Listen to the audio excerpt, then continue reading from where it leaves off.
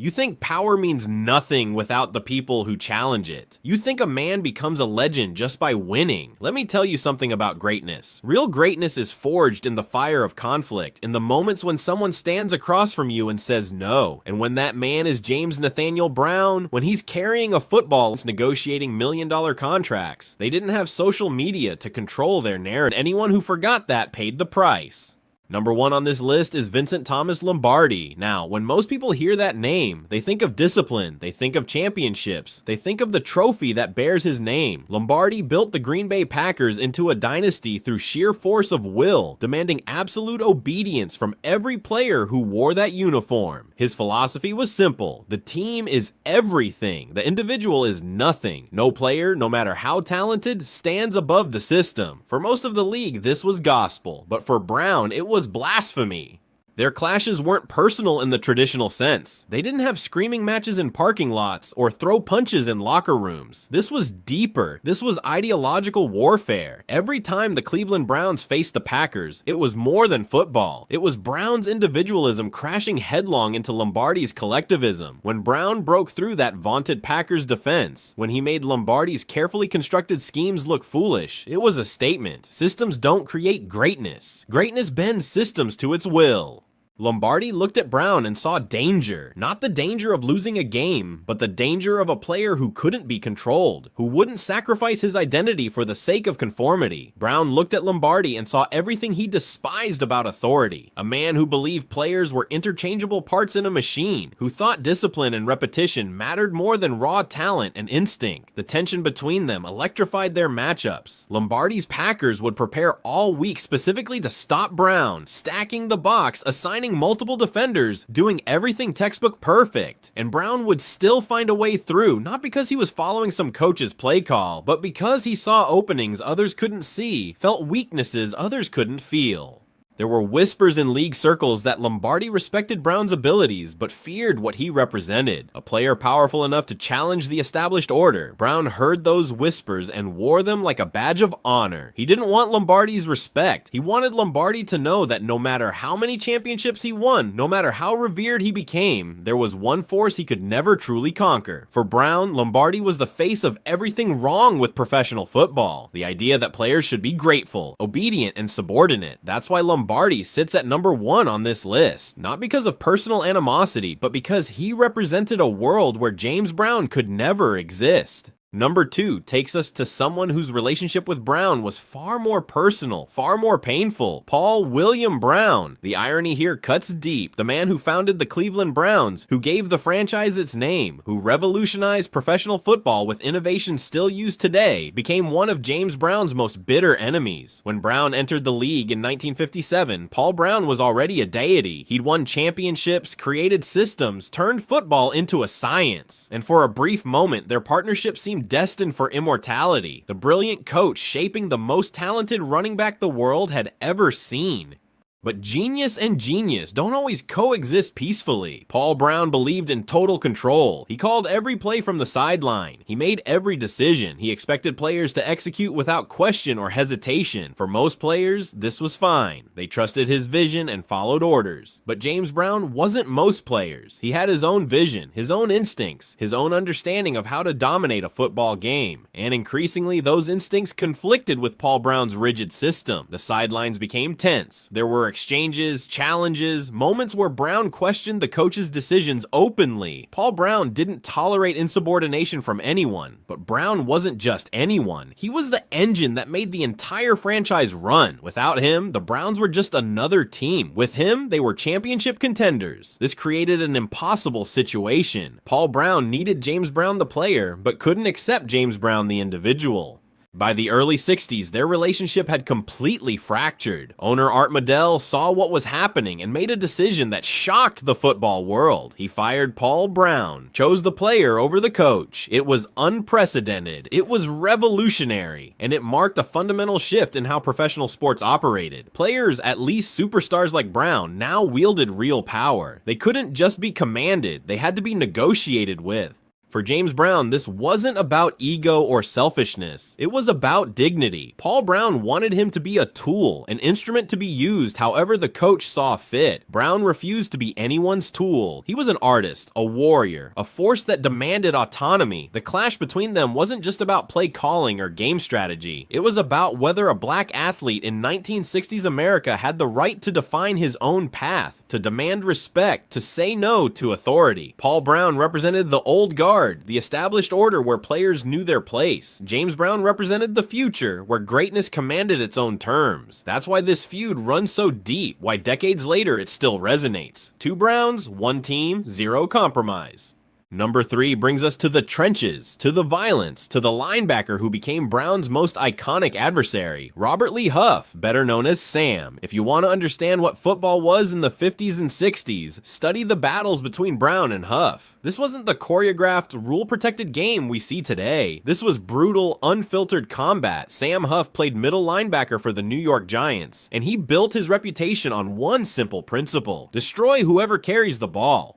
When the Browns played the Giants, fans didn't just come to watch a game. They came to witness Brown versus Huff. Would the unstoppable force finally meet his match? Would the immovable object finally break? Television amplified their rivalry into something mythic. A CBS documentary called The Violent World of Sam Huff brought cameras into the trenches, showing millions of Americans just how savage professional football could be. Brown was inevitably part of that narrative, the target Huff most wanted to hit. The hatred between them was palpable. Huff spoke openly about the challenge of stopping Brown, sometimes with grudging admiration, often with barely concealed frustration. Brown, for his part, never hesitated to call out defenders he thought played dirty, and Huff's name came up frequently. Reporters fed the fire, framing every matchup as a heavyweight bout. Who would win this week? Could Huff finally contain Brown, or would Brown make him look foolish again?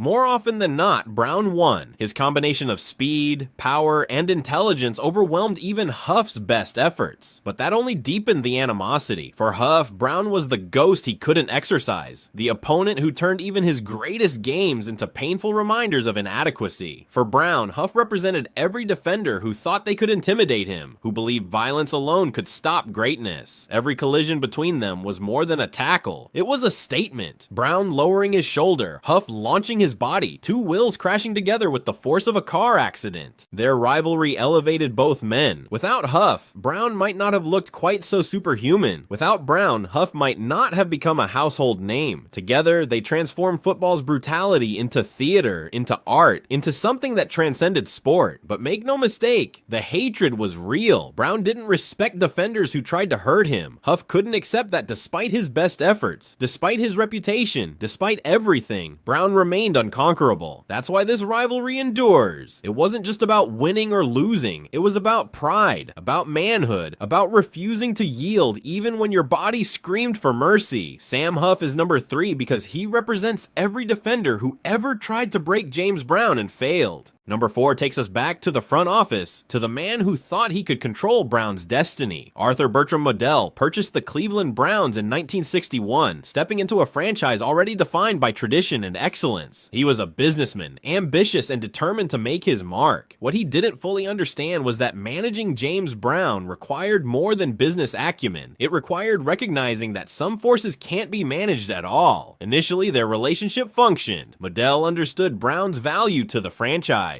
He was more than a player. He was the draw, the reason fans bought tickets, the face that made Cleveland relevant. But Modell also wanted to establish himself as more than just an owner writing checks. He wanted control, authority, respect, and in Brown's world, that desire was unforgivable.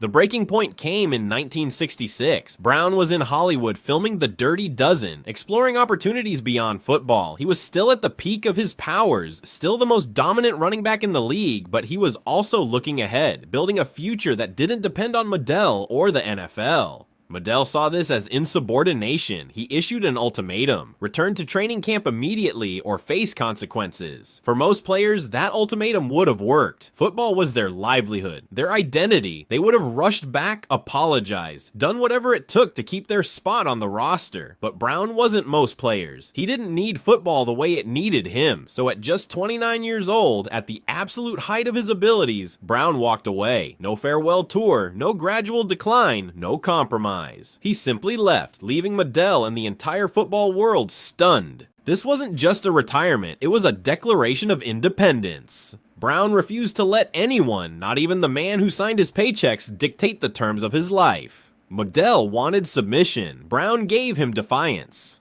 The message was clear. James Brown belonged to no one but himself.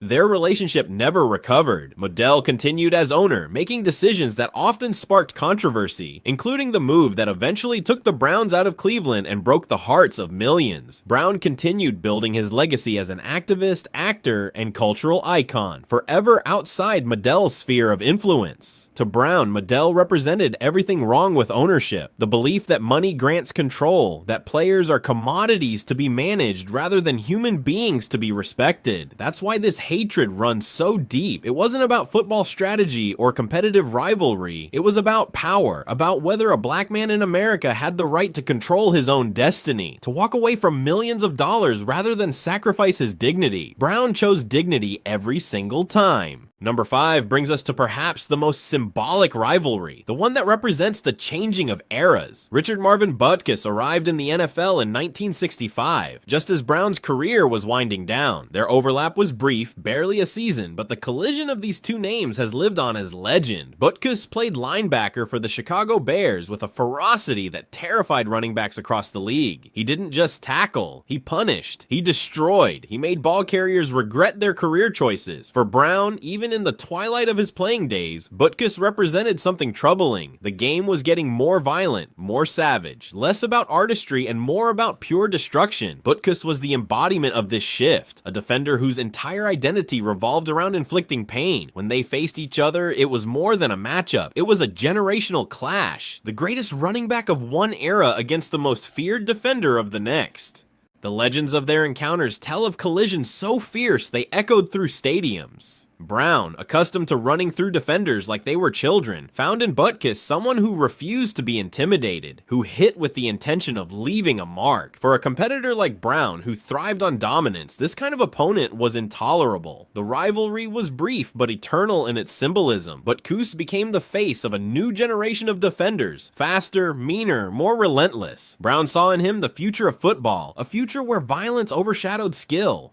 Even after Brown retired, Butkus's presence haunted him. When asked about the toughest defenders he ever faced, Butkus's name inevitably surfaced. And for Butkus, Brown was the benchmark, the measuring stick against which his entire career would be judged. Beneath the mutual respect lay genuine animosity. Brown thought Butkus represented everything ugly about football. Butkus couldn't accept that despite his reputation, despite his violence, Brown remained unbroken. Decades later, documentaries still link their names. Their battles may have been few, but they defined an attitude, a philosophy. For Brown, Butkus was the monster that represented football's darkest impulses, and hatred in that context was the only appropriate word. He's number 5 because he symbolizes the violence Brown both mastered and ultimately rejected. Special recognition goes to James Charles Taylor, the Green Bay fullback who provided a different kind of rivalry. Unlike the defenders and coaches on this list, Taylor was a fellow running back, someone who carried the ball with the same pride and fury, and that made him uniquely threatening to Brown's legacy. The 1960s NFL was defined by debates, and one of the fiercest was Brown versus Taylor. Brown ran with grace and power combined. Taylor ran with pure toughness, lowering his shoulder like a battering ram, grinding out every yard through sheer determination. Fans and media loved comparing them. Brown, the unparalleled athlete. Taylor, the relentless warrior. Who was better? The debates raged in barbershops, bars, living rooms across America. For Brown, who saw himself as untouchable, being compared to anyone was insulting. Taylor, fiery and proud, saw no reason to defer to Brown's reputation.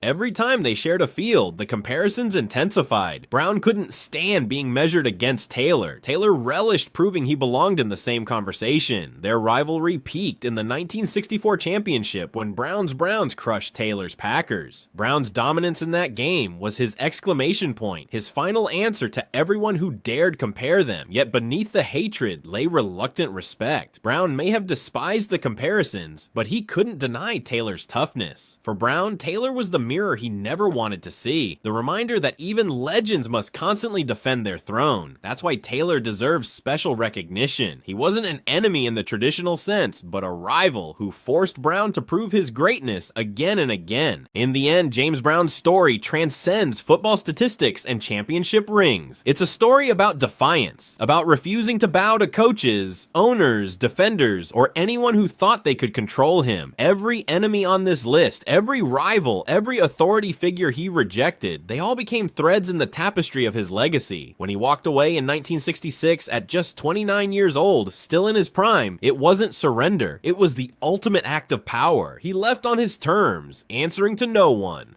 Brown passed away in 2023 at 87, but his battles against the establishment still echo through NFL history. He was more than a running back. He was a revolution, a force that changed how athletes viewed themselves and their power. Perhaps that's the final truth about James Brown. Legends aren't defined by who they loved, but by who they refused to forgive. And Brown's list of enemies wasn't a character flaw. It was proof of his greatness. To be hated by James Brown meant you stood in the path of something too powerful to ignore, too fierce to contain, too proud to compromise. That's not just a legacy, that's immortality.